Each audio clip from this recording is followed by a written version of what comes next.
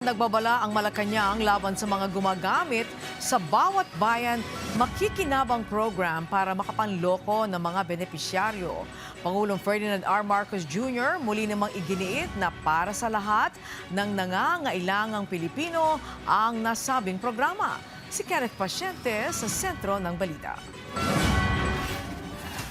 Mula Luzon hanggang Mindanao, naabot na ng bawat bayan makikinabang program na inisyatiba ni Pangulong Ferdinand R. Marcos Jr. Mula sa paghahatid ng tig 10 kilo ng bigas sa libu-libong benepisyaryo, pinansyal na suporta sa mga lokal na pamahalaan hanggang pamamahagi ng scholarship sa mga estudyante, sakop yan ng programa. Pero paglilinaw ng Malacanang, walang hinihinging bayad ang programa, kaya pinag-iingat nito ang publiko.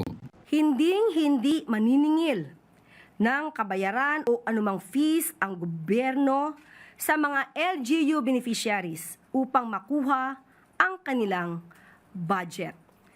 Kaya kapag ka po sa inyo ay may pumunta, humingi na inyong mga impormasyon,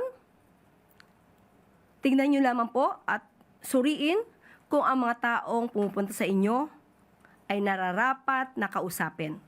Dahil baka hingin lamang ang impormasyon mula sa inyo at ang mga benepisyong ilalaan sa inyo ay mapunta sa iba.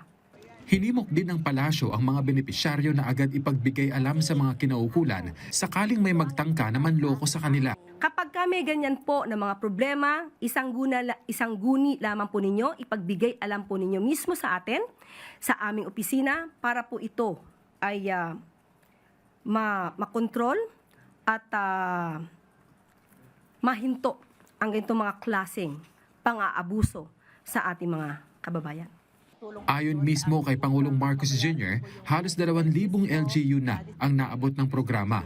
Nakapagbigay na tayo ng 1,276 na LGU ng ganitong ng LGSF, ng tulong ng LGSF, kasama na rin dyan yung RISE program na ating ginawa.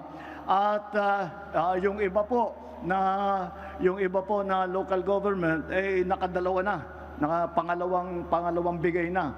Kaya patuloy po ito, asahan po ninyo. At ito po ay para naman, dahil nalaman naman natin na dahil sa gera sa Middle East, yung nangyayari, tumataas ang presyo ng langis. Siyempre, sumasama dyan yung presyo ng pagkain.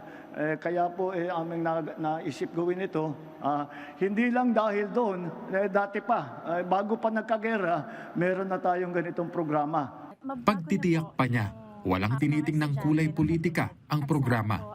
Kailangan talaga ay lahat ay pantay-pantay na ating ginagawa at hindi na para matanggal na sasabihin na doon lang may nagsasabi, tinutulungan mo lang yung mga kung saan kayo nanalo, kung saan kayo natalo, hindi kayo na tumutulong. Hindi po tayo ganoon. Basta Pilipino, tutulungan natin. Walang kinalaman yung ganoon. Kenneth Pasyente para sa bayan.